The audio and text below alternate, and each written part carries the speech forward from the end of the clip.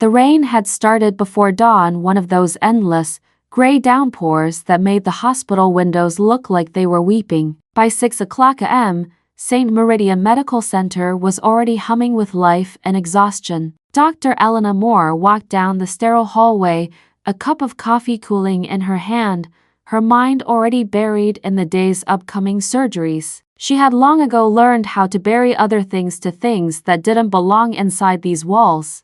The emergency pager crackled to life. Multiple trauma incoming. 2 vehicles. 1 critical. ETA 5 minutes. She didn't flinch. In her world, emergencies were as constant as breathing. All right, she said, adjusting her lab coat. Prep trauma 1. The ambulance bay burst into chaos minutes later. Rain-slicked tires squealed, and the paramedics pushed through the double doors with a gurney soaked in red and water. 35-year-old male, 1 shouted. Head trauma, fractured ribs, possible internal bleed. Found unconscious at the scene, Elena met the team halfway, her voice sharp and clear, a tone forged from years of holding chaos by the throat. Name? She asked. Unidentified. No ID. Car flipped twice. Vitals, BP dropping. Heart rate 130 and climbing. She nodded, snapping into rhythm. Let's move. Trauma 1. Get me a CD ready and page Dr. Reed.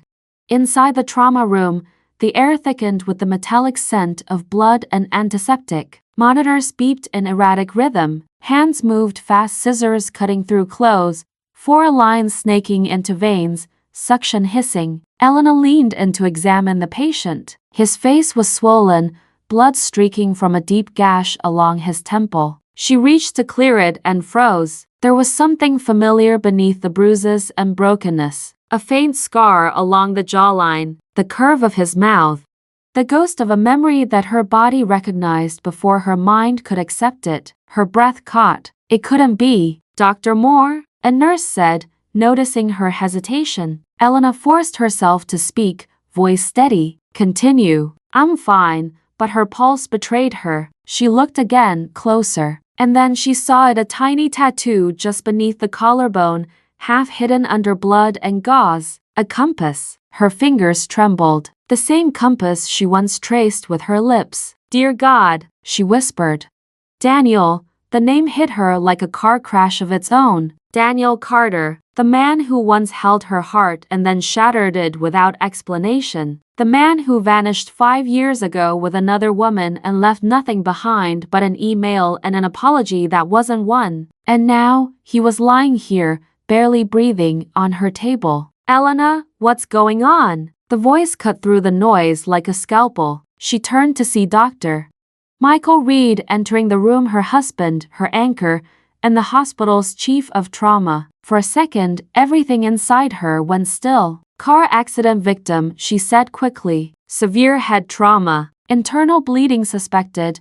Michael's gaze flicked to the monitor, then to her. You look pale. You all right? I'm fine. He moved closer to the bed, scanning the patient. What's his name? She hesitated. Unknown. No ID. Michael nodded, focused. All right, let's stabilize him. I'll lead.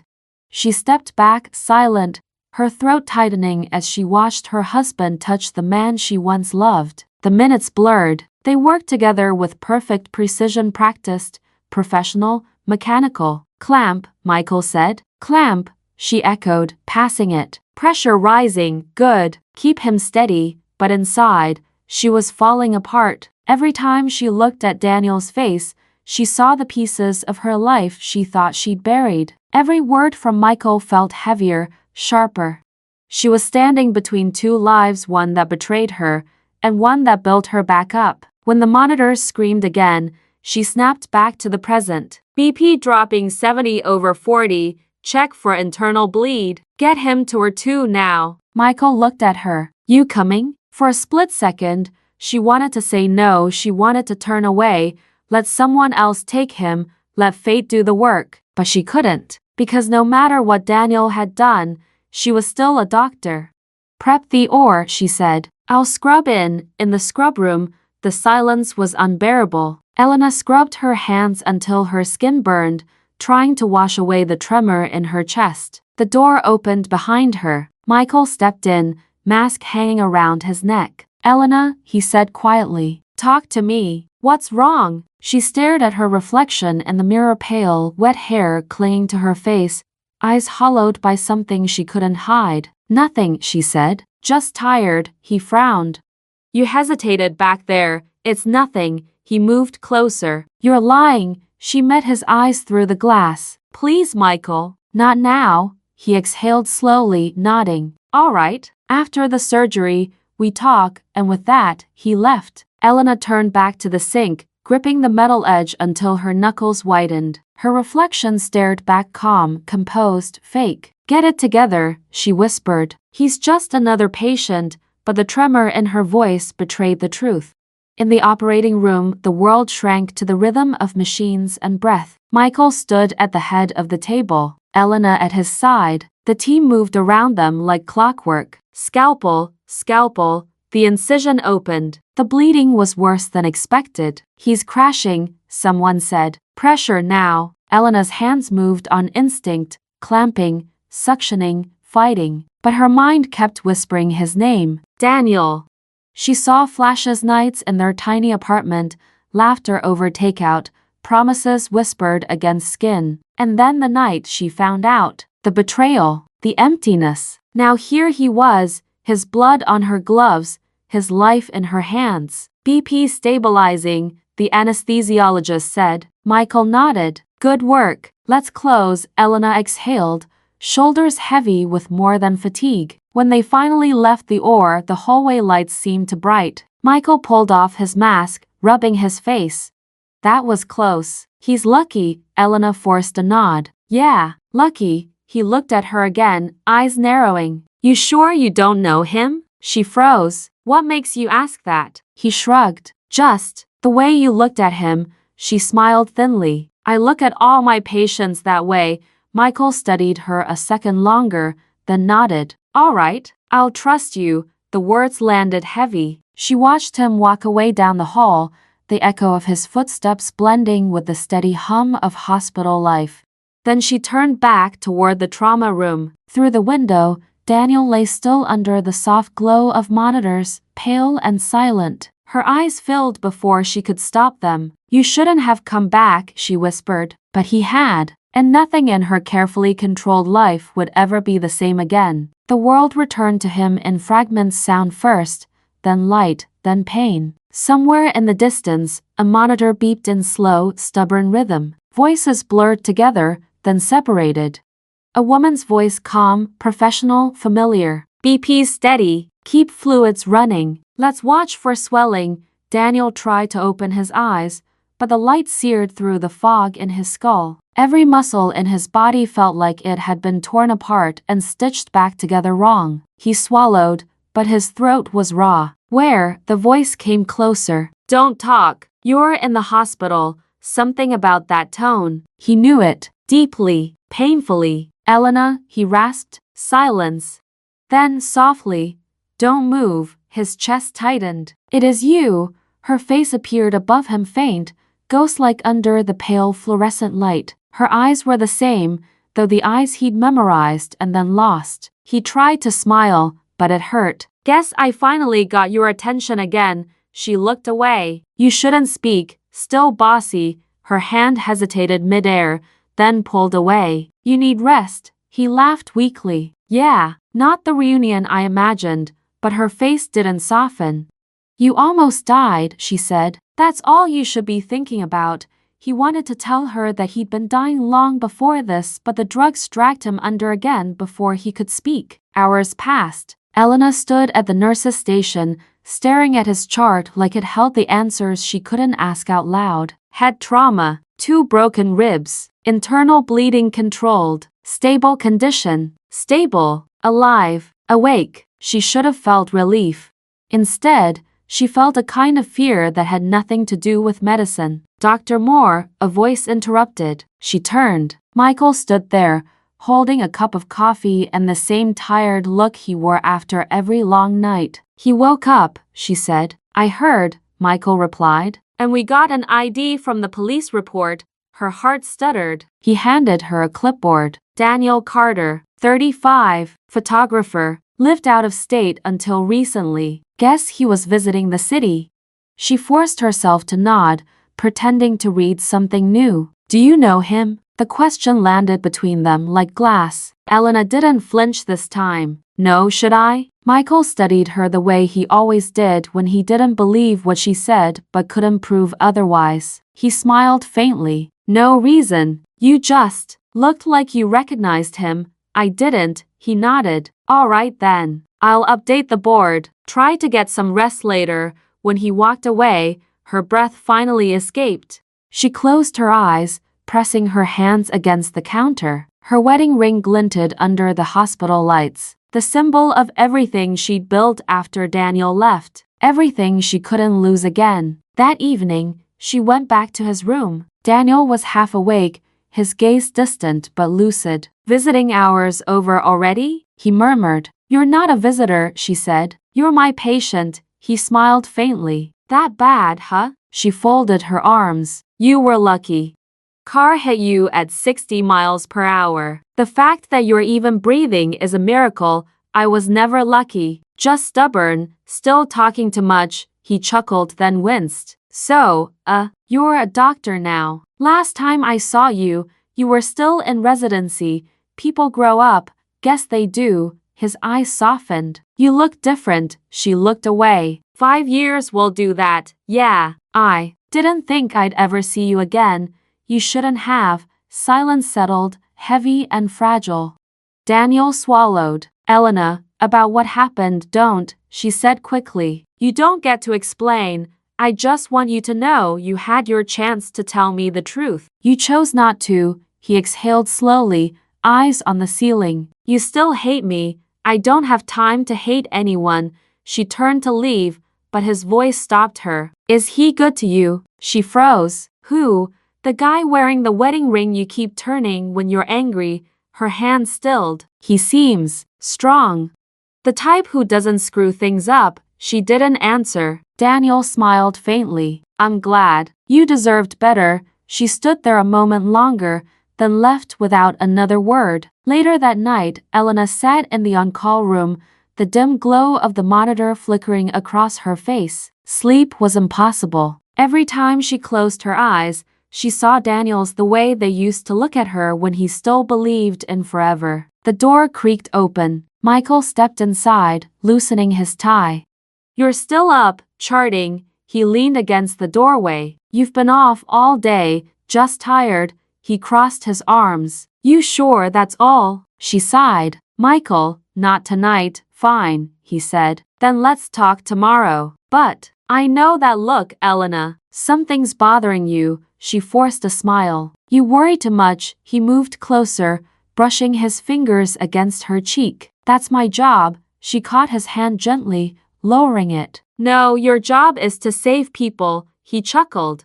You make it sound like we're different. Sometimes we are. He frowned but didn't push further. Instead, he kissed her forehead softly and left. When the door closed, she exhaled slow, shaking. Her reflection on the computer screen looked like someone else entirely. The next morning, the hospital felt colder. Rain had turned to snow overnight, frosting the windows in a thin white veil. Elena made her rounds early, checking on post-ops and ICU patients. When she reached Daniel's room, the curtain was half drawn. He was sitting up, staring out the window. Shouldn't you be resting? She said. Can't sleep. Headaches, memories. She hesitated at the door. I can prescribe something for that. He smiled faintly. Doubt they make a pill strong enough. She walked closer, checking his vitals. You're healing well. Yeah, thanks to you. She avoided his eyes. It wasn't just me. He tilted his head. You're different when you talk to me.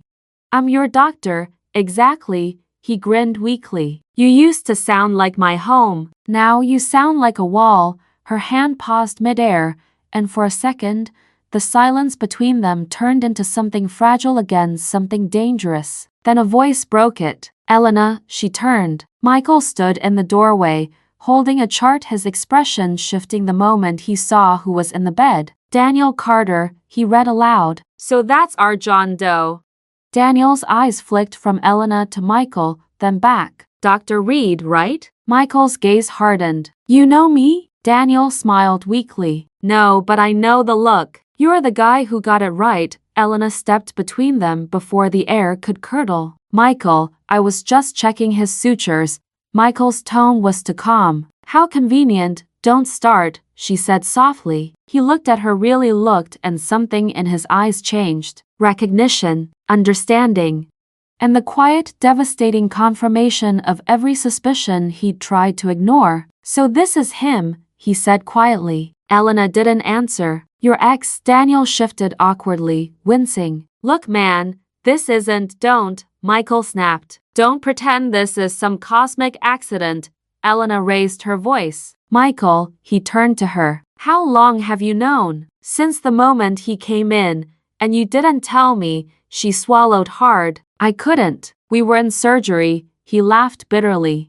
Always the professional. Daniel's voice was low. I didn't plan this. Michael glared at him. You think I care what you planned? Stop, Elena said. Both of you. The silence that followed was deafening. Finally, Michael dropped the chart on the counter. Fine. You deal with him. I'll reassign myself. Michael, wait, but he was already gone. Elena stood there, her pulse hammering. Daniel exhaled. Guess I made a great first impression. Don't joke, he sighed. You married a good man. She looked at him, eyes shining with something that wasn't quite anger. Yes, I did, and now he hates me. She turned toward the door. He has every reason to, do you? She stopped. Do I what? Hate me? She looked over her shoulder, tired, conflicted, human. No, Daniel. I just stopped loving you the day you left, and before he could reply, she was gone. That night, Michael sat alone in the staff lounge, staring at the snow outside. The coffee in his cup had gone cold, untouched. He'd been through wars of flesh and blood, surgeries that broke his hands and hearts that broke his sleep. But nothing compared to the image burned into his mind.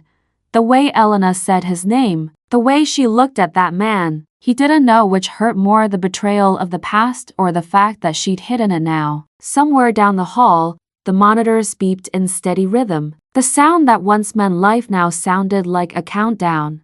Morning arrived like a hangover, the kind that didn't come from alcohol, but from emotions too raw to name. The hospital lights flickered awake, washing everything in that sterile blue glow that made everyone look paler, smaller, lonelier. Dr. Michael Reed hadn't slept. He'd spent the night replaying every second of the day before, every look, every word, every silence that meant more than it said. By 7 o'clock a.m., his decision was made.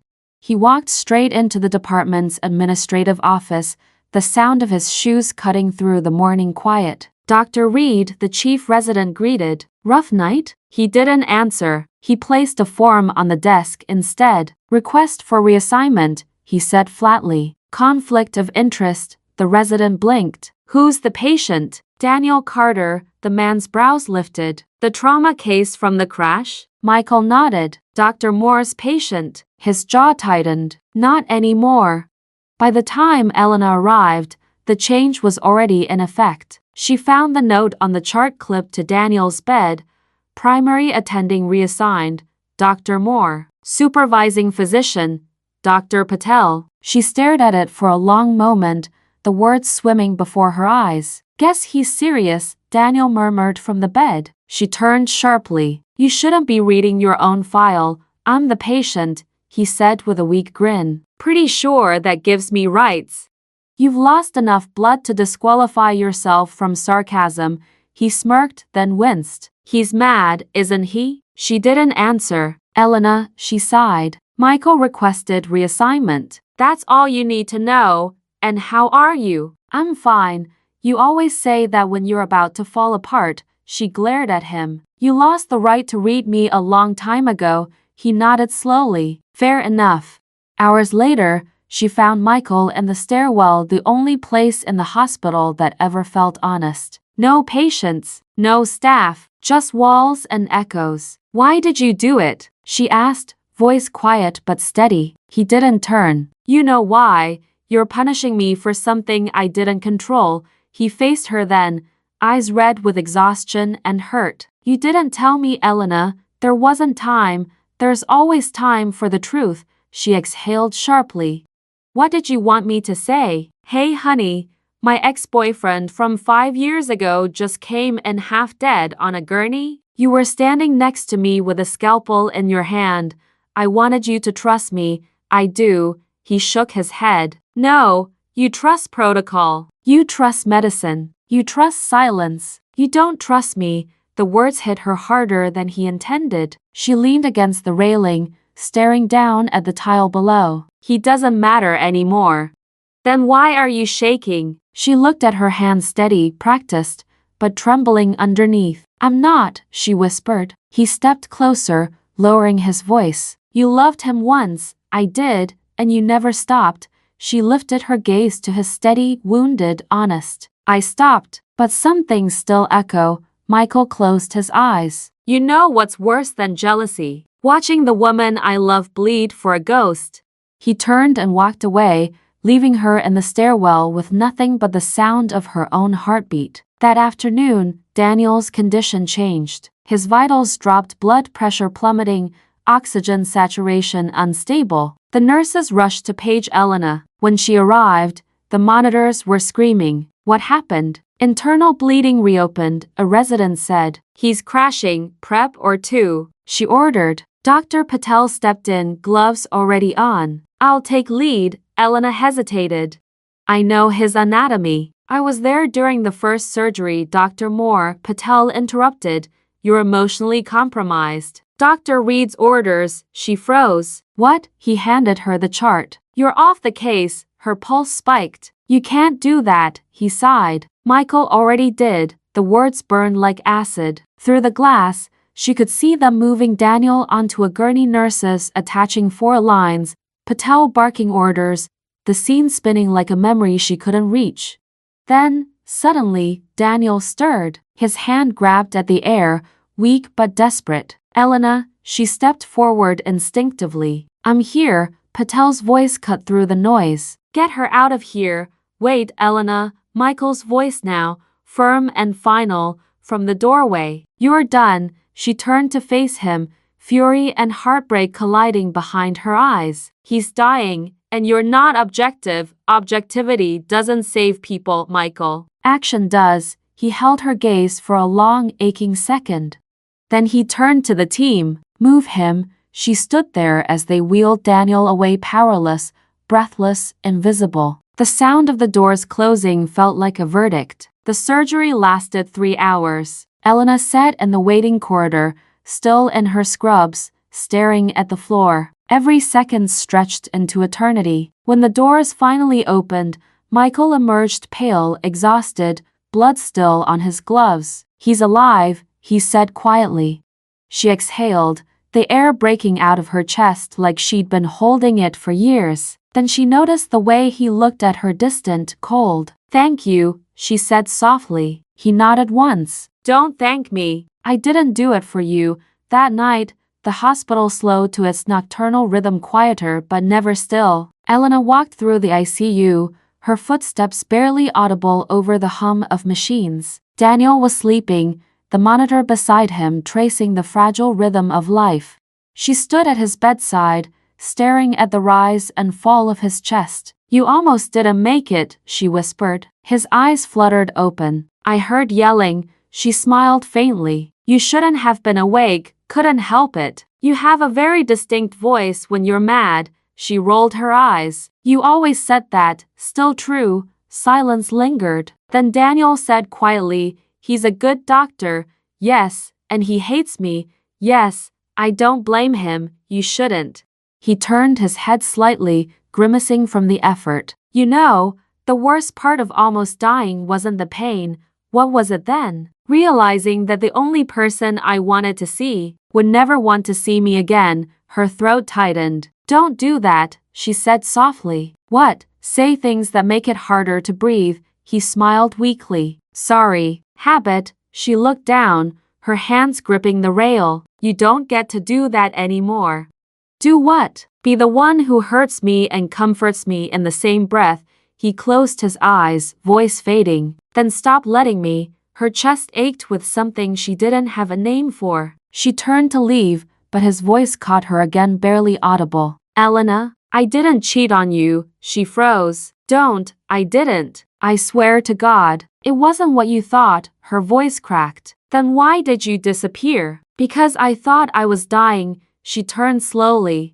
What, the woman you saw? She wasn't someone else. She was a doctor. I was sick. I didn't tell you because I didn't want you to see me like that. Her eyes filled. That's not true. It is. And I got better. I just didn't know how to come back without wrecking what you'd built.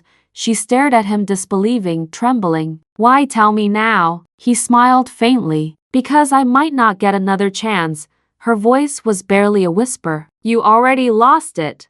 But even as she said it, her hand lingered on the rail a moment too long before pulling away. Michael watched from the observation window, silent, unseen. He'd come to check on Daniel's vitals, but what he saw cut deeper than any scalpel. The look on her face, the way she stood there, not angry, not indifferent, but broken. He turned and walked away, his footsteps echoing through the empty hall. For the first time in years, he realized that saving lives didn't mean he knew how to save love. The storm had rolled in with no warning, thunder shaking the hospital windows, rain hammering the glass like an angry confession. It felt appropriate. No one inside Saint Meridian Medical Center was calm that night. By the time Dr. Elena Moore arrived for her shift, she already knew the atmosphere would be heavy. The kind of night when bad luck multiplied and the air became an orchestra of alarms. What she didn't expect was the pager's tone, sharp, insistent, almost cruel. Code Blue, ICU, room 308, Daniel's room. Her heart dropped before her mind could process it. She ran. When she burst through the ICU doors, chaos was already in motion. Nurses shouting numbers, machines wailing, the crash cart being rolled in. Daniel was flatlining. Get me 1 milligram epi, now, she barked. A nurse passed the syringe. Elena pushed the dose, her hand steady even as her heart shook. Charge to 200. Clear. The shock hit him, his body jerking off the bed. Still no pulse. Again. 300. Clear. Another shock. Another pause. Come on, Daniel, she whispered under her breath. Not like this. Then, faintly, a blip. Sinus rhythm returning, the nurse said, almost disbelieving. Elena exhaled, the adrenaline leaving her limbs trembling. BP's low, another nurse reported. Internal bleeding suspected again. Elena's voice snapped back into command. Prep and or. Now, Michael appeared in the doorway, still in his scrubs, eyes wide. What happened? Ray bleed, she said, barely glancing at him. We're taking him back in, I'll take over. She turned, her face set in stone. No, you can't. I'm the chief of trauma, and I'm the one who's been monitoring him every hour. Elena, she stepped closer, eyes blazing. You already took me off his case once. You won't do it again while he's dying. The silence between them burned hotter than the storm outside. Finally, Michael looked away. Then we do this together. Fine, she said, voice low. But once we scrub in, you follow my lead. He almost smiled. You've been waiting years to say that. Don't test me. Their lights flickered once before stabilizing, a sign of the storm pressing on the power grid. The generator kicked in, bathing the room in a pale, unsteady glow. Elena and Michael stood opposite each other across Daniel's unconscious body. The air between them thickened with the weight of things unsaid. Scalpel, Elena said. The nurse handed it over. The incision cut clean through silence and skin alike. BP falling, the anesthesiologist warned. Clamp, she ordered. Michael's hand moved beside hers, precise, steady. They had done this dance 1,000 times before, partners in medicine, if not always in peace. Their bodies knew how to work together even when their hearts didn't. Found the source, she murmured. Ruptured artery near the spleen. Get suction in here, Michael said. Already on it. For a moment, they forgot everything else. It was just muscle memory, teamwork born from years of saving strangers and almost losing each other. Then, the monitor screamed again. V-fib, defib now. They stepped back as the paddles pressed against Daniel's chest. Clear, the jolt lifted him, then dropped him like a stone. Again. Clear. Beep. Beep. A rhythm returned, faint but alive. Elena exhaled shakily. He's back. Michael nodded, his voice quieter now. Good work. She met his eyes for the first time in hours. We did it. He didn't answer. The silence said enough. They closed in silence, the storm's thunder filling the spaces where words should have been. By the time they stepped into the scrub room, both were soaked in sweat and ghosts. Elena leaned against the counter, staring at her reflection in the steel mirror. Michael peeled off his gloves, tossing them into the bin. He's stable for now, she nodded. He'll make it, maybe. Why do you say it like that? Because I've seen the way you look at him, he said quietly. And I know that even if he dies, he won't really leave this room. She turned, startled. That's not fair. No, he said, but it's true. Elena swallowed hard. Michael, I never asked for this. Neither did I. She closed her eyes. He was a part of my life before you were. But you're my life now. Then why do I feel like I'm fighting for space in it? Because you're angry. I'm jealous, Elena. Not proud of it, but it's the truth. Her voice softened. He's not who I love. He looked at her, searching for belief, for something solid to hold onto. You're sure? I married you, didn't I? He smiled sadly. Sometimes we marry what we need, not what we love. That broke her more than shouting ever could. She turned away, tears mixing with the water still dripping from her hair. Don't do this now, she said. Not while he's still in recovery. I'm not the one doing anything, Michael said, and left. The door closed with the same sound as a heartbeat stopping. Hours later, Elena returned to the ICU. Daniel was still unconscious, pale beneath the sterile light. Machines kept him alive, but silence kept her there. She sat beside the bed, exhaustion written into her bones. You should have stayed gone, she whispered. You tore my life apart once. Don't do it again. His fingers twitched slightly, almost imperceptible. Elena, her heart stopped. You're awake. His eyes fluttered open, unfocused but trying. You stayed. I'm your doctor. He smiled faintly. You always say that like it's a punishment, she sighed. You almost died. Again, would have been easier. Don't say that. Why not? Maybe that's how I make it right, by not existing to mess it up again. She shook her head, anger cracking through the pain. You don't get to vanish a second time. Not when other people have to live with the pieces. His voice weakened. I never wanted to hurt you. You did anyway. I know. Silence again, heavy and unbearable. Then Daniel's voice softened. Does he hate me? She hesitated. He hates what you remind him of, which is the part of me he can't control. He smiled faintly. He's not wrong. You were never meant to be controlled. She stood, backing away before the words could sink any deeper. Get some rest. As she turned to leave, Daniel said quietly, You saved me twice, Elena. Why? She paused at the door. Because I don't want your death on my conscience, he smiled. That's a lie. You don't want it on your heart. Her jaw clenched, but she didn't answer. Outside, the power flickered again. Michael stood alone in the staff corridor, watching the rain blur the world beyond the glass. He hadn't gone home. Couldn't. Every time he closed his eyes, he saw her beside that bed. The jealousy wasn't professional anymore. It was primal. But beneath it, something worse. Fear.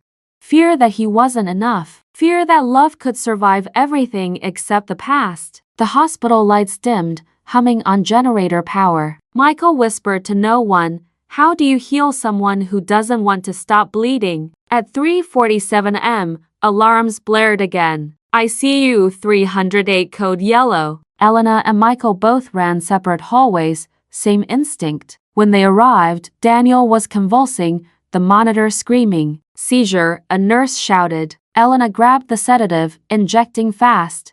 Push 10 milligrams diazepam. Michael checked the airway. He's aspirating. They worked side by side, chaotic, desperate, efficient. And in those frantic minutes, all arguments vanished. It was just them, two doctors fighting death, the only thing that ever united them completely. The seizure stopped. The monitor steadied. Elena's breath shuddered out. He's stable, Michael nodded. For now, Their hands brushed as they both reached to adjust the oxygen mask. They froze.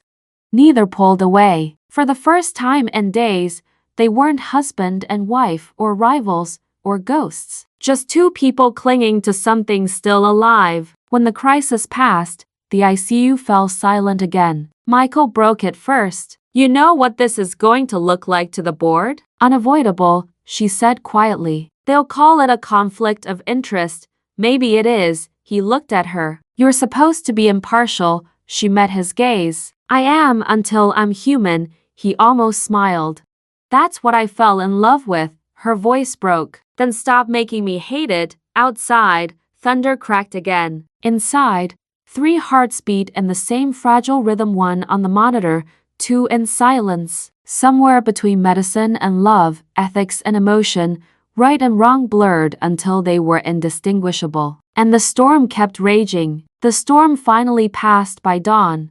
The rain stopped, but the hospital still smelled like electricity and fear, the metallic scent that lingered after too much adrenaline and not enough sleep. Dr. Elena Moore hadn't left the ICU in nearly 24 hours. She sat beside Daniel's bed, her scrubs wrinkled, her hair pulled back in a careless knot that told every nurse exactly what kind of night she'd had. Daniel's vitals had stabilized, for now, but she knew better than anyone stable in medicine didn't mean safe.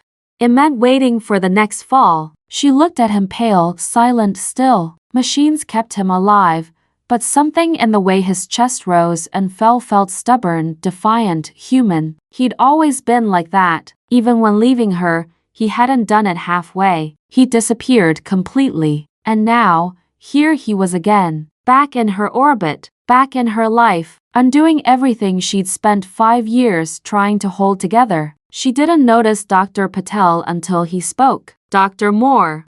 She straightened instinctively. Yes, he handed her a folder. You're needed upstairs, she frowned. For what? He hesitated. Board inquiry. They're calling it a review of ethical boundaries. Her stomach dropped. Already, Patel's expression was sympathetic but firm. There's been a report filed. By who? He didn't answer. He didn't need to. Michael. The conference room on the 7th floor always felt colder than the rest of the hospital, like truth couldn't breathe in there. The board members sat in a semicircle, faces neutral and sharp under the fluorescent light. Elena took her seat at the center table, her hands folded tightly in her lap. Dr. Moore, began Dr. Ames, the senior ethics officer, thank you for coming in on short notice. Of course, we've received concerns about your recent case, specifically patient Daniel Carter. Elena nodded once. Yes. What are the concerns? That you continue to participate in his care after discovering a prior personal relationship. I disclosed the connection to Dr. Reed as soon as I recognized him, yet you continue to operate. He was dying. Dr. Ames leaned forward. That's not the point. Then what is the point? Elena asked, her voice calm but hard. That your judgment may have been compromised. Elena met his gaze. If saving a man's life is a compromise, then yes, I'm guilty. A whisper ran through the panel. Ames didn't flinch. You understand the hospital cannot function if personal relationships interfere with patient care. She swallowed. I understand. But in that moment, there was no husband, no ex, no past. There was only a surgeon and a patient who needed her. Still, protocol exists for a reason. Elena's voice cracked slightly. So does compassion. The silence that followed was sharp enough to cut. Finally, Ames said, we'll review the case further. You're temporarily suspended from direct patient care until the review is complete. Her breath caught. Suspended? This isn't punishment, Dr. Moore. It's procedure. She wanted to scream that she'd followed every rule that mattered, the one that said do no harm. But she just nodded. Understood. They dismissed her. She walked out feeling hollow, her ID badge heavier around her neck than it had ever been. In the hallway outside, Michael was waiting. She stopped when she saw him. You reported me. His expression was unreadable. I filed a statement. That's the same thing. It's protocol, Elena. Her voice trembled. You turned me in. He took a breath. I did my job. No, you protected your ego. Don't, he warned. She stepped closer, her voice low and furious. You couldn't stand that I saved him. That I needed to save him. Michael's jaw tightened. You crossed a line. I crossed it to keep a man alive. And what about us? She stared at him, eyes bright with unshed tears. You don't get to make this about you. He looked away, but his voice stayed sharp. You made it about him the second he came back. That's not fair. Neither was being blindsided in my own or. Their argument echoed down the hall until a nurse walked by, eyes down, pretending not to hear. Elena's voice softened but didn't break. You didn't have to destroy me to prove a point. Michael's answer was almost a whisper. I didn't do this to destroy you. I did it because I still love you. And I'm terrified that I'm losing you to a ghost. For a moment, everything in her wanted to believe him that this was love, not betrayal. But all she could manage was, you already lost me when you stopped trusting me. She walked away before he could reply. Daniel woke hours later, unaware of the fallout around him. The sunlight through the blinds painted his room in pale gold. He turned his head slowly, wincing at the stiffness in his neck. Elena, he murmured. The nurse shook her head. Dr. Moore's off duty, he frowned. Why? Board order. Daniel's pulse quickened. Because of me. The nurse hesitated, then nodded slightly. There were questions. Where is she? I'm not authorized where, he demanded, his voice hoarse but fierce. The nurse sighed. Cafeteria, I think. Please don't, but he was already trying to sit up. 15 minutes later, Elena sat alone in the corner of the cafeteria, untouched coffee cooling in front of her. The rain had stopped outside, but her reflection in the window still looked drowned. You always hated hospital coffee, a voice said. She turned. Daniel stood there pale, limping, four still taped to his arm. What are you doing here? She hissed. Looking for you. You shouldn't be out of bed. I've done dumber things for you before. Her jaw tightened. You need to go back. He ignored her, sliding into the seat across from her. They suspended you. She looked down. Yes, because of me. It's not your fault. He laughed bitterly. Everything's my fault. She met his eyes. You're not that powerful. He leaned forward. Why are you defending me? I ruined your life twice in one lifetime, she exhaled. Because I can't hate you as much as I want to. He looked at her for a long moment, then said quietly, he reported you, didn't he? Don't, Daniel. He did. I saw the look in his eyes. Guilt and self-righteousness, classic doctor mix. He did what he thought was right, and you? I did what I had to, he smiled sadly. That's the difference between us. You always do what you have to. I always do what I can't help. Stop trying to make this poetic. Can't help that either. She almost laughed and hated that she wanted to. He reached across the table, his hand stopping just short of hers. You saved me twice, Elena. Maybe it's time I save you. She pulled back. You can't. I can tell them the truth. What truth? That you acted professionally. That I pushed you into staying. That stop. Her voice broke. That won't fix this. Then what will? She didn't answer, because she didn't know. That night, Michael found her in the parking lot, sitting in her car with the engine off and the rain back again, soft, apologetic. He tapped on the window. She didn't move.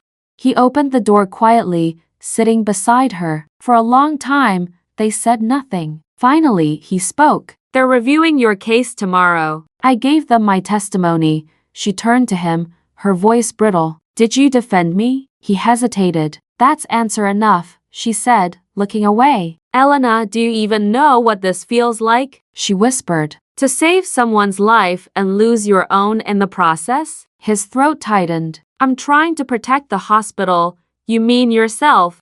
I mean us, he said, louder now. If they think we both broke protocol, we're both finished. So you'd rather I burn alone? He shut his eyes. I'd rather neither of us burn. She stared ahead at the rain hitting the windshield. You can't have it both ways, he whispered. I wish I could. The next morning, the hospital felt different, quieter, heavier, like the air itself was waiting for a verdict. Elena stood outside the boardroom, badge clipped to her coat, hands trembling only slightly. Through the glass, she could see Daniel speaking to the panel. Michael was there too, sitting behind him, unreadable. She couldn't hear the words, only see the movements. Daniel gesturing, his voice rising, the board listening intently. For the first time in a long time, she didn't feel like a doctor or a wife, just a woman waiting for her fate. When the door opened, Daniel stepped out first. He looked at her, tired, pale, and sincere. I told them the truth, she blinked. Which version? The one that might save you. Behind him, Dr. Ames appeared. Dr. Moore, the board will deliberate. You'll be notified soon. She nodded, numb. Thank you. As Daniel walked away down the hall, she whispered after him, you never could stop saving me at the wrong time. He turned briefly, smiling faintly. Maybe this time it's right. Michael stood in the same hallway, watching the two of them. He didn't move, didn't speak, just watched the woman he loved and the man who'd broken her, both of them walking away from him in different directions. For the first time, he didn't know which one he wanted to follow. The hospital had a strange silence the morning after the hearing, the kind that felt too calm, too rehearsed, like everyone was pretending not to know something. Dr. Elena Moore could feel it the second she walked through the front doors. Eyes lingered a moment too long. Conversation stopped mid-sentence when she passed. Whispers filled the air like static, faint but constant. She was used to tension. Hospitals were full of it, but this was different. This was personal. At the nurse's station, Dr. Patel approached her cautiously. Elena, they've posted the decision. Her chest tightened. Already? He nodded, handing her a folded paper. Before you read it, just know that whatever happens, you did the right thing. She unfolded the paper slowly, breath shallow. Findings. The board acknowledges Dr. Moore's breach of ethical protocol by continuing treatment of a former partner without full disclosure. Conclusion. No evidence of malpractice or intent to deceive. Decision. Dr. Moore is formally reprimanded and reinstated with conditional oversight. For a long moment, she just stared at the words, unsure if she'd won or lost. Patel smiled faintly. It's not perfect, but it's better than suspension. Elena exhaled, shaky and relieved. Thank you, you'll be back in the UR by next week, he said. Just try to avoid any more soap opera level drama, okay? She almost laughed. I'll do my best, but when she turned the corner, she found Michael waiting, hands in his pockets, shoulders tense. So, he asked. I'm reinstated, he nodded slowly. Good, that's it. I'm glad it's over. She studied him the way he wouldn't meet her eyes. You don't sound glad, he sighed. I just want things to go back to normal. She almost smiled. Define normal, the way we were before he came back. That's not possible. Why not? Because we can't unlearn what we know now. He met her gaze finally and she saw it, the exhaustion behind the anger. Then what do we do? She hesitated. We keep trying, Michael nodded. Okay, I can live with that. But both of them knew trying was just another word for waiting to see if love still worked. Later that day, Elena walked into Daniel's room for the first time since the hearing. He was sitting upright, eyes on the window. The sunlight caught the stubble on his jaw and the lines carved by time and regret. You look better, she said softly. He smiled faintly. You look tired. That's my natural state. He chuckled, then winced. So, what did they decide? I'm reinstated, he nodded. Good, you deserve that. Apparently, I'm not completely unethical. Just mostly. He laughed again, weak but genuine. Sounds about right. Silence filled the room, but this time it wasn't awkward. It was almost peaceful. Finally, Daniel said, I told them everything. About why I left. About the illness. About the doctor. She froze. You didn't have to, I did. It was the only way to make them believe you didn't do anything wrong. Daniel, he looked at her. I was dying, Elena. The diagnosis was wrong, but at the time, it felt real. I thought I had months. I couldn't drag you through that. Her voice trembled. So instead, you let me believe you were with someone else? It was easier than telling you I was scared. She shook her head, tears filling her eyes. You broke me, I know. And I've hated myself every day since. He reached for her hand, but she pulled away. You don't get to fix this with an apology. I'm not trying to fix it, he said quietly. I'm just trying to let you know I never stopped caring. That doesn't make it better. No, but maybe it makes it true. She turned to leave then stopped. You hurt me so badly that even forgiveness feels like betrayal. Daniel's voice was almost a whisper. Then maybe just remember me as someone who tried. Her eyes flickered with pain. I did. For 5 years. That night, Elena came home to an empty apartment. Michael had left a note on the counter. Late surgery. Don't wait up. She read it 3 times before realizing he hadn't said love you at the end for the first time since they'd married. The absence felt louder than any argument. She poured herself a glass of wine and sat on the couch, staring at nothing. The city outside glowed faintly through the rain, blurred, distant, like another life. Her mind drifted back to Daniel's words. I never stopped caring. They echoed alongside Michael's. I'm losing you to a ghost. 2 men, 2 truths. And one heart too tired to choose. The next morning, Elena returned to work. The hospital greeted her with polite nods and cautious smiles, the kind people gave survivors of scandal. She went straight to Daniel's room. He was awake, reading. When he saw her, he smiled. You're here early. Couldn't sleep. You never could. Don't start, he chuckled. Force of habit. She crossed her arms. How are you feeling? Alive. Against my better judgment. You'll recover fully, as long as you stop trying to escape your bed, he grinned. Can't promise that. She almost smiled, but then his tone shifted. Elena, does he know the whole truth? Michael? Yeah. Her silence was answer enough. Daniel sighed. He deserves to. I can't. Why not? Because it won't fix anything. It'll just make him hate me less and pity me more. Maybe that's still better than what he feels now. She looked away. You always think the truth saves people. It doesn't. It just changes what hurts. He nodded slowly. Then tell him anyway. Not for me, for you. That evening, Elena found Michael in his office. He was reviewing scans, the glow of the monitor reflecting off his tired eyes. Got a minute? She asked softly. He looked up, guarded. Always. She sat across from him, hands folded. There's something you need to know about Daniel. His jaw tensed. What now? The woman I thought he left me for. She wasn't who I thought. Meaning, she was his doctor. He thought he was dying. He didn't tell me. Michael blinked slowly. He lied to protect you. So he says, and you believe him. She hesitated. I don't know, but I needed you to hear it from me. Michael leaned back, staring at her. Why tell me now? Because I don't want another lie between us. He studied her, long and hard. You still care about him. I care that he's alive. That's all, is it? She met his gaze steadily. Yes. He nodded, but his voice was low. Then why does it feel like every time you say his name, you're somewhere else? She didn't answer. Because he was right. For the next few days, things returned to a fragile normal. Elena resumed her rounds. Michael buried himself in surgeries. Daniel continued to recover slowly, stubbornly. But the silence between them all became another character in the story, invisible, unrelenting, alive. Until one afternoon, Daniel was gone.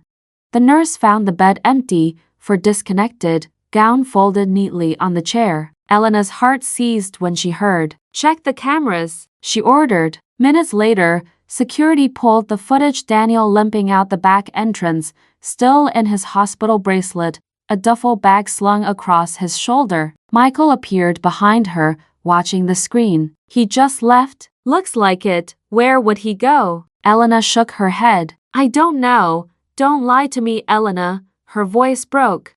I don't, but she did. She knew exactly where he'd go. That night, she drove out of the city, the headlights cutting through the mist. The road wound into the outskirts toward the small coastal cabin Daniel had once taken her to years ago. When she arrived, the lights inside were on. She stepped out into the cold, the wind slicing through her coat. Inside, Daniel sat by the window, wrapped in a blanket, staring at the ocean. You shouldn't be here, she said quietly. He turned, smiling faintly. You came anyway. You shouldn't have left. I couldn't stay. Every breath in that hospital felt like punishment. She crossed her arms. You're going to undo everything I did to save you. He looked at her, eyes tired but honest. You didn't save me, Elena. You saved the part of me that still believed I could matter to you. Her throat tightened. That's not fair. Neither was disappearing. They stood in silence, the waves crashing outside like the echo of every unspoken word. Finally, he said softly, I don't want to ruin your life again. Then don't, then go. I can't. Why not? She swallowed. Because walking away feels like leaving a part of myself behind again. He smiled sadly. Maybe that's because it never really left. As the wind howled outside, Elena realized something painful and liberating all at once. Love didn't die. It just changed form from warmth to memory, from closeness to ache. And sometimes the hardest truth wasn't about who you loved, but who you couldn't stop loving. The storm returned just after dusk, sudden, violent, and unrelenting. It came in waves, sweeping across the coast like an old ghost that refused to stay buried. Lightning illuminated the cliffs, thunder cracked the horizon, and Dr. Elena Moore found herself staring at the kind of darkness that made everything feel temporary. Inside the small cabin, the wind rattled the windows, rain hammering against the glass. A single lantern flickered on the table, throwing long, trembling shadows across Daniel's face. He was sitting wrapped in a blanket, pale from blood loss and exhaustion, but alive, always somehow alive. You shouldn't have come, he said quietly. You shouldn't have left the hospital, she shot back. He smiled faintly. Guess we're both bad at taking advice. Elena crossed her arms.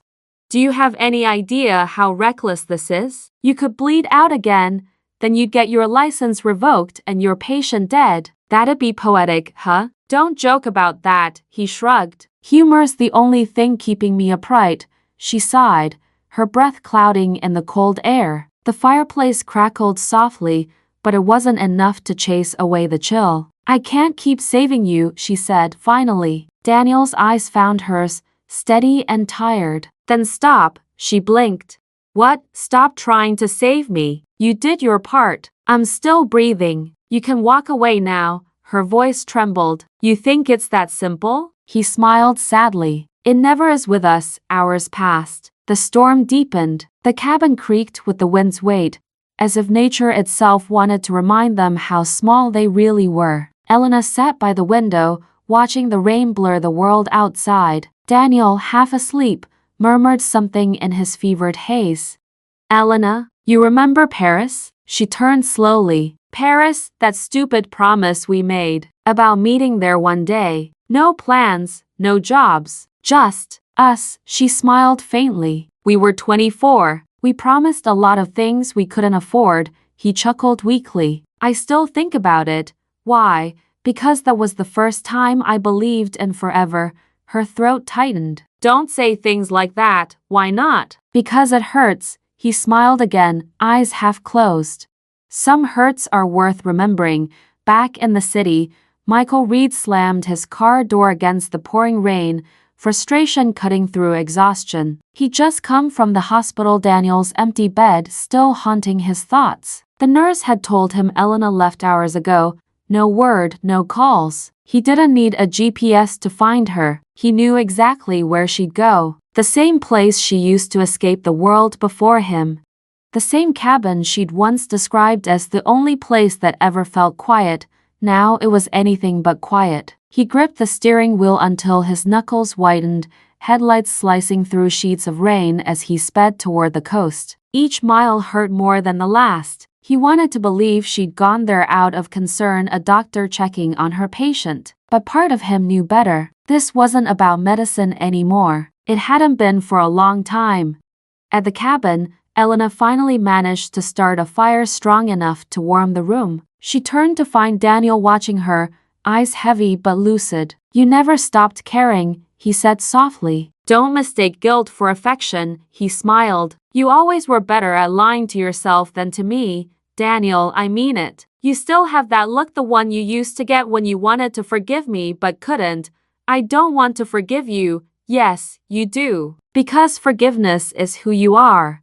She sat down opposite him, the fire between them casting orange light on her face. For a moment, it felt like time had folded in on itself, the years, the distance, the pain all condensed into one flickering second. Do you ever wish things had gone differently? She asked. Daniel's eyes softened. Every day. So do I, he smiled sadly. Then maybe we're both still sick. Outside, thunder cracked again. The wind howled through the trees. Daniel coughed deep, painful, red blooming against his hand. Damn it, Elena muttered, rushing to his side. He waved her off weakly. Just a cough. You're bleeding internally again. I'm fine. You're not fine. She grabbed the medical kit from her bag, snapping it open. You need fluids and rest, not stubbornness. He smiled faintly. You always said that like it's a diagnosis. Hold still. Her hands moved fast. Practice years of trauma care condensed into instinct. She adjusted his position, checked his vitals, tried to keep her own fear contained. Daniel looked at her, his voice barely above a whisper. You still tremble when you're scared. Quiet. He reached for her wrist. Elena, stop talking. I mean it. Look at me. She froze. Their eyes met, his fading, hers fighting not to. If I die tonight, he said softly, promise me something. Her breath caught. Don't. Promise me. Daniel, don't let this destroy you again. Don't let me destroy you again. Her voice cracked. You don't get to decide that. He smiled faintly. I already did once, outside. Headlights cut through the storm. Michael's car stopped in front of the cabin, tires skidding on wet gravel. He got out, soaked instantly, rain cascading down his face. Through the window, he saw her bent over Daniel, panic in her movements. For a moment, he froze. Then instinct took over. He burst through the door, shouting, Elena. She turned, startled. Michael, he stopped dead. The scene hit him like a punch. Daniel slumped against the chair, blood on his lips, Elena's hands shaking as she pressed gauze against his chest. Michael's voice was low, dangerous. What the hell is this? He's crashing, she said quickly. I need help. Of course he is, Michael snapped. And you came running again. Michael, please. He grabbed the medical bag, his training overriding his fury. BP 80/40, Jesus. They worked together in silence, mechanical, efficient, furious. Years of teamwork reduced to reflex. When Daniel gasped, Michael leaned closer, pressing pressure to the wound. Stay with us, Carter. Daniel coughed weakly. Didn't think I'd get both of you at my deathbed. Shut up, Michael muttered. Elena injected another dose of fluids. He's stabilizing. For a moment, everything went still, only the storm outside and the ragged rhythm of breathing inside.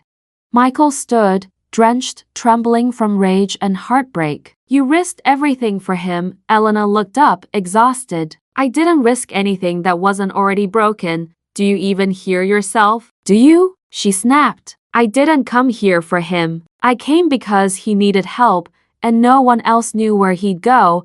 And how exactly did you know? Her silence was his answer. Michael laughed bitterly. Of course, because he's the part of you I'll never touch. Michael, I'm done being the man who saves what he can't keep. He turned toward the door. Don't you dare walk out, she said, voice shaking. Why not? Because I'm not choosing him. Then who are you choosing? Her voice was barely a whisper. Me. He froze, the words hanging in the air like a heartbeat between lightning and thunder. You can't keep breaking both of us just to find yourself, he said quietly. She stepped closer. Maybe that's the only way I know how. Michael stared at her for a long, agonizing second. Then he left, the door slamming shut, swallowed by rain. The silence that followed was deafening. Elena turned back to Daniel, whose eyes were glassy, tears mixing with sweat. You should go after him, he whispered. I can't leave you. You already did once. Go. She shook her head. Not this time, he smiled faintly. Then stay until the storm stops. But promise me something. What? Don't make this the reason you fall apart. She knelt beside him, her hand resting gently on his. It's too late for that, He closed his eyes, voice barely audible. Then at least let me be the reason you start again. Hours later, the fire burned low. The storm eased into silence. Elena sat awake, watching Daniel sleep. Outside, the clouds broke dawn creeping in, hesitant and gray. She didn't know where Michael was, or if he'd ever come back. But for the first time, she wasn't running from the silence.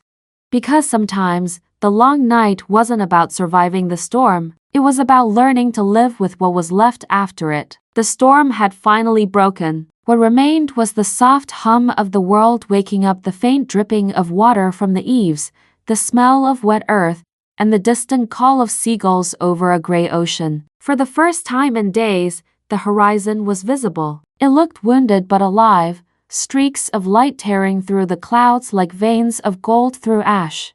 Inside the cabin, Dr. Elena Moore sat in silence beside Daniel's bed. The fire had died sometime before dawn, leaving the air cold and heavy. Her eyes burned from fatigue, her hands still trembling from the long night. Daniel was alive barely. His pulse was weak but steady, his breathing shallow but rhythmic. She'd managed to stabilize him enough to wait for help, but help hadn't come. Not yet. She checked her watch. The roads would still be blocked until morning. That meant it was just them, the cabin, and the echo of everything left unsaid. Around 6 a.m., Daniel stirred. His eyes opened slowly, pupils adjusting to the soft light filtering through the curtains. "You're still here," he murmured. "I said I would be." He smiled faintly. "You always keep promises that hurt." She didn't answer. He turned his head slightly, wincing. "Is he gone?" Elena hesitated. "Yes." Daniel nodded slowly. "You should go after him." "I can't." "You can." "You just won't." She sighed. "You think I can fix everything, like surgery? Like it's all repairable if I just try hard enough?" He smiled, weak but genuine. "Isn't that what makes you who you are?" Maybe that's the problem. The hours dragged on. The rain began again, lighter this time, almost merciful. Elena paced the room, restless, exhausted, her mind replaying every word from the night before. Michael's face, his voice, the look in his eyes when she said she was choosing herself.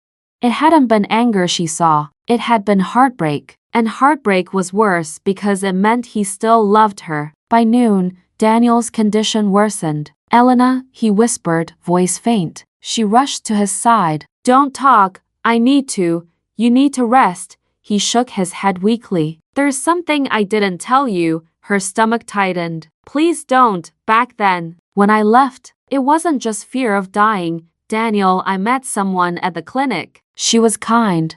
She reminded me of you." Elena froze. He continued, his voice trembling. "She didn't survive. A car crash. Same night I got my clean bill of health." "And he coughed violently. "Stop talking," she pleaded, pressing gauze to his mouth. "You're bleeding again."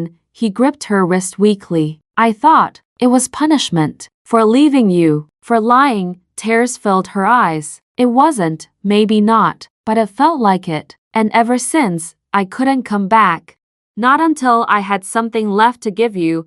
Her voice cracked. "You didn't need to give me anything." He smiled faintly. "I did. You gave me everything once." A knock on the door startled her. Elena turned, heart hammering. For a moment, she thought it might be a ranger or a paramedic, but it was Michael. He stood at the threshold, drenched, exhausted, his eyes hollow from a night spent driving through storms. "Roads cleared an hour ago," he said quietly. "I called in a medevac."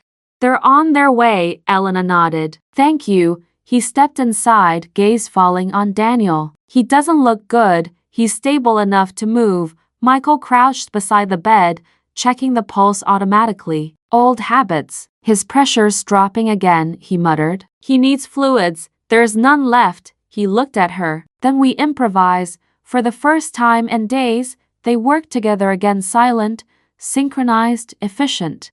Every motion said what their words couldn't.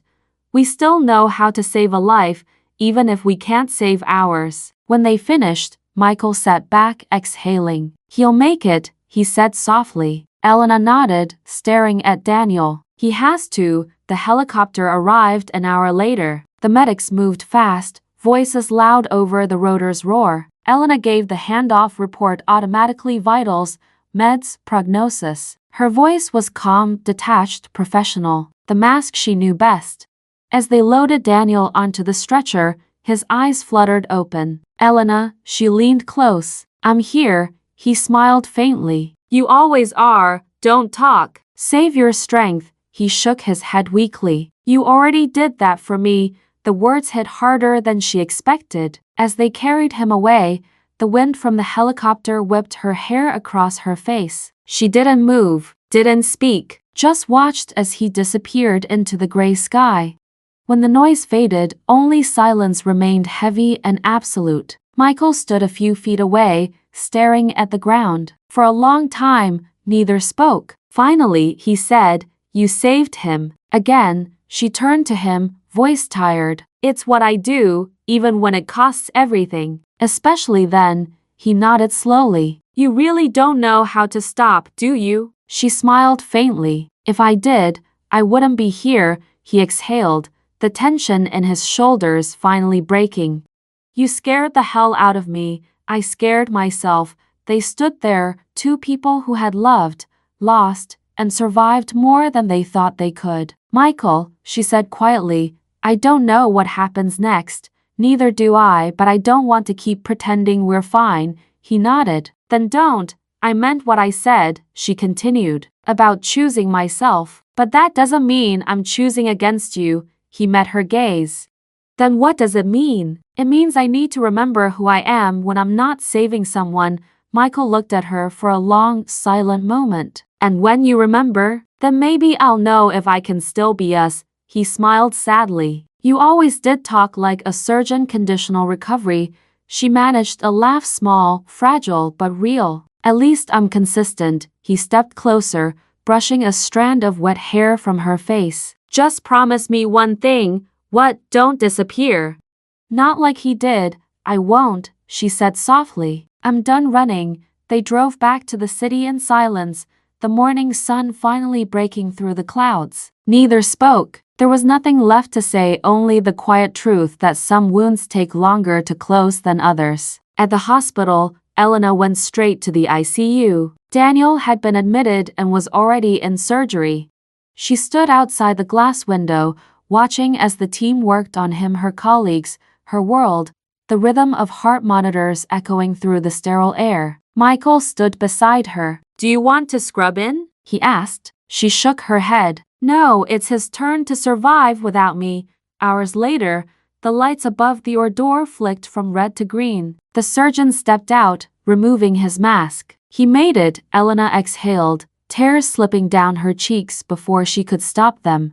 "Thank you," she whispered. She looked at Michael. "Can you give me a moment?" He nodded. "I'll be waiting." Inside the recovery room, Daniel looked smaller, somehow fragile, human, at peace. She sat beside him, taking his hand. He stirred, eyelids fluttering open. "You're back," he murmured. "I never left." He smiled faintly. "You always say that." She brushed his hair back gently. "You're going to be fine." He closed his eyes again. "You say that too, because I want it to be true."